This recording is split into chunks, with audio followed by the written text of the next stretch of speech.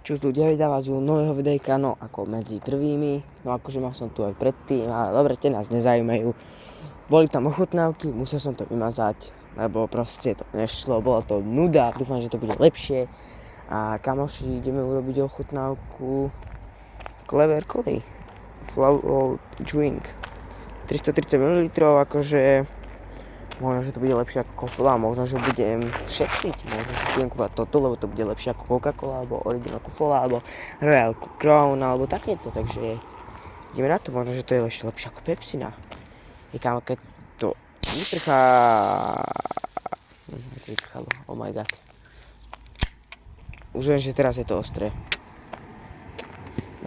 Včera som si kúpil z Biedronky kofolu a proste celá mi vyprchala na tričko. GG. Ideme to chutnať.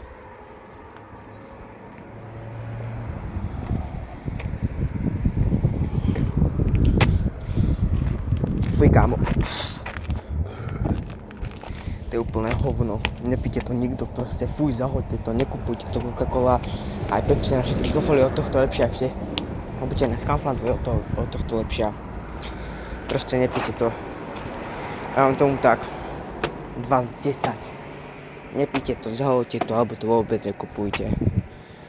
A ak sa vám páči toto videjko, hoďte like a odber a ja sa s vami učím, čau.